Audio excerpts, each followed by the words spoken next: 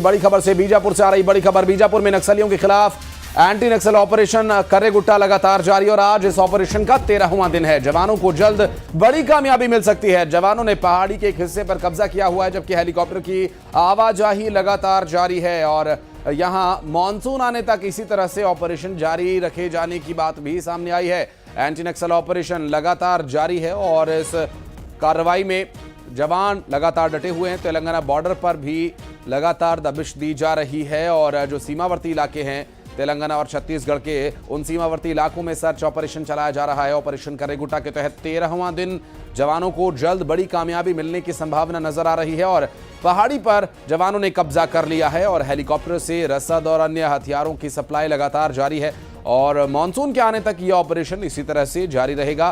बीजापुर में नक्सलियों के खिलाफ ऑपरेशन कर्रेगुट्टा लगातार जारी है और आज ऑपरेशन का 13वां दिन हो चुका है। मिल रही जानकारी के अनुसार बताया जा रहा है कि जवानों ने पहाड़ी पर तो कब्जा कर लिया है, लेकिन एक बड़ी कामयाबी के इंतजार में लगातार कार्रवाई की जा रही है। ऑपरेशन कर्रेगुट्टा के तहत हेलीकॉप्टर से आवाजाही हो रही है। रसद, आवश्यक सामग्री, दवाइयां और जो भी आवश्यक वस्तुएं हैं उन्हें पहुंचाया जा रहा है सेना के जवानों के पास और मानसून आने तक सेना के जवान इसी तरह से यहां पर डटे रहेंगे और लंबा ऑपरेशन ये चलेगा, चूंकि लगभग 1 साल का भी समय नहीं बचा है जब जो टारगेट तय किया गया अप्रैल 2026 तक एंटी नक्सल ऑपरेशन चलाकर नक्सलवाद से मुक्त करने का। रंजन हमारे सहयोगी जुड़ गए, बात करेंगे उनसे।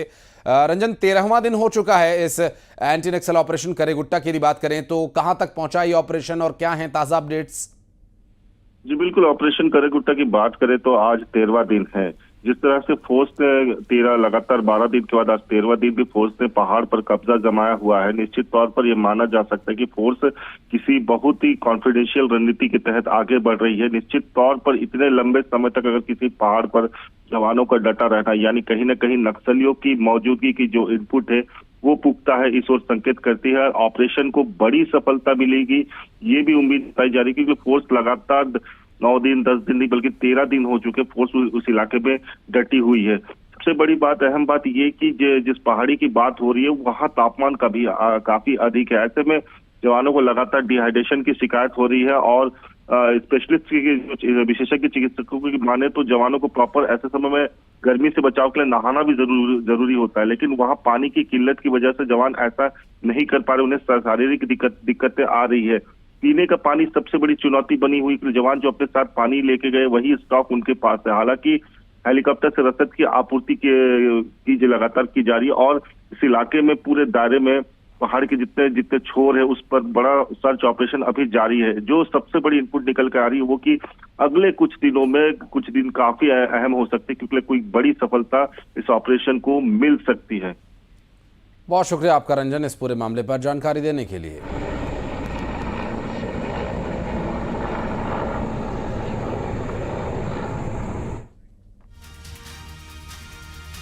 पहलगाम में हुए आतंकवादी हमले का विरोध लगातार देश भर में जारी है और उज्जैन में भी ये विरोध देखने को मिल रहा है। आतंकी हमले के विरोध में विश्व हिंदू परिषद और बजरंग दल ने बैनर्स और पोस्टर्स लगाकर लोगों से ये अपील की है और इस पोस्टर में लिखा हुआ है, अगर धर्म पूछकर गोली मारी जा सकती है तो अब व्यापार भी धर्म पूछकर ही होगा।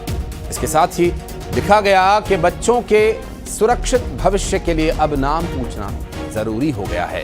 संगठन की माने तो शहर में 10 जगहों पर ऐसे बैनर्स और पोस्टर्स लगाए गए हैं। संगठन का दावा यह भी है, ये विरोध उन लोगों के खिलाफ है जो देश विरोधी विचारधारा पालते हैं और फैलाते हैं। ये देखिए, ये वो पोस्टर जिसकी एक्सक्लूसिव तस्वीर आपको दिखा रहे हैं, उज्जैन से सामने आई और यहां इस पोस्टर में जो वाक्य लिखे हुए हैं उन्हें भी आप देखें तो इसमें लिखा हुआ है कि अगर धर्म पूछकर गोली मारी जा सकती है तो व्यापार भी धर्म पूछकर ही करना होगा। नाम पूछने की आदत डाल लीजिए। की हत्या हुई, उन 26 लोगों से सर्वप्रथम उनसे उनका धर्म पूछा गया था। तो हम यहाँ पर उज्जैन, चूंकि बाबा महाकाल की नगरी धार्मिक नगरी है और यहाँ पर जिहादियों ने अपने धर्म को छुपाकर होटलों का व्यवसाय, ऑटो का व्यवसाय, रेस्टोरेंट, इस तरीके के काम यहाँ पर किए जा रहे हैं। और चूंकि इतनी सेंसिटिव घटना होने के बाद भी उन्होंने कहीं पर भी इस तरीके का कोई स्टेटमेंट या भावना व्यक्त नहीं करी कि ये गलत हुआ है। तो विश्व हिंदू परिषद बजरंग दल उज्जैन के द्वारा आज यहाँ पर टावर चौक पे एक होर्डिंग यहाँ पर लगाया और शहर में कुल 10 होर्डिंग इस तरीके के लगाए कि जो भी अपने सनातनी भाई हैं, बहनें हैं, माता हैं, वो अपना व्यापार। और हमारे सहयोगी अजय पटवा इस वक्त हमारे साथ जुड़ गए, उनसे बात करेंगे। अजय, ऐसे कितने पोस्टर्स लगे हैं उज्जैन में जहां ये लिखा हुआ है कि अब नाम पूछकर ही व्यापार करना होगा? ये देखिए, जिस तरीके से जम्मू कश्मीर में जो आतंकी हमला हुआ था, जिसमें जो निर्दोषों की हत्या की गई थी, इसके विरोध में अब जो है होर्डिंग से लेकर जो है संदेश दिया जा रहा है कि जिन लोगों ने धर्म पूछकर गोली चलाई है और लोगों की जान ली है, क्यों ना अब जो समय आ गया है कि अब धर्म पूछकर ही सामान खरीदा जाए। तो ऐसे लोगों को कड़ा संदेश दिया गया है विश्व हिंदू परिषद की तरफ से, और बच्चों के सुरक्षित भविष्य को लेकर ये कदम उठाना बहुत जरूरी माना गया है, क्योंकि जिस तरीके से देखने में आ रहा है कि जो धर्म पूछकर जैसे गोली मारी गई और फिर उन लोगों की हत्या की गई, तो इसको लेकर अब कड़ा आक्रोश देखने को मिल रहा है। तो वहीं उज्जैन शहर में 10 जगहों पर, अलग अलग जगहों पर ऐसे पोस्टर लगाए गए हैं और इसको पोस्टर के माध्यम से कहा जा रहा है शहर की जनता को कि अब आप किसी से भी सामान खरीदें तो उनका धर्म पूछें फिर सामान खरीदें। यदि किसी की होटल में ठहर रहे हैं तो उनका धर्म पूछें फिर उनकी होटल में ठहरें। तो ऐसे करके इस विरोध प्रदर्शन को किया जा रहा है। अब देखना ये होगा कि ये विरोध कितना जो है साबित होता है, क्योंकि जिस तरीके से विरोध अलग अलग जगह देखने को मिल रहा है पोस्टर वार के जरिए। जी बहुत धन्यवाद अजय आपका।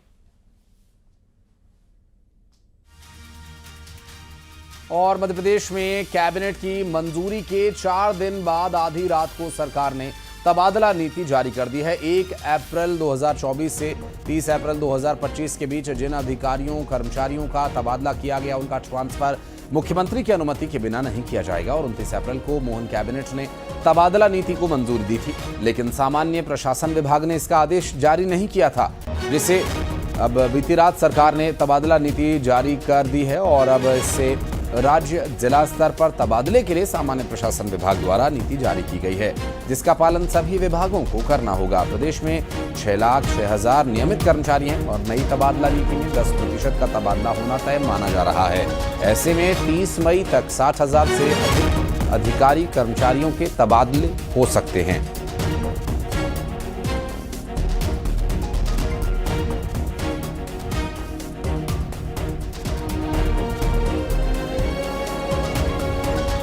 और वासु चौरे हमारे सहयोगी इस वक्त हमारे साथ जुड़ गए। वासु, जीएडी के प्रावधानों का पालन करना होगा? बिल्कुल आशीष, देखिए बीते मंगलवार जब भोपाल में कैबिनेट की बैठक हुई थी तो उसमें तबादला नीति को यानी कि ट्रांसफ़र पॉलिसी को कैबिनेट की मंजूरी मिल गई थी। और उसके बाद ये तय हुआ था कि 1 मई से 30 मई तक ये जो पूरी पॉलिसी है प्रभावी रहेगी और इस दौरान कर्मचारियों के ट्रांसफ़र होंगे। और कर्मचारियों के ट्रांसफ़र के लिए अलग अलग जो दिशा निर्देश हैं, जो गाइडलाइंस है, वो भी इस पूरी कैबिनेट की बैठक के दौरान तय हो गई थी और बता दिए गए थे कि जिन विभागों में जो कर्मचारियों की संख्या है, नियमित कर्मचारियों की संख्या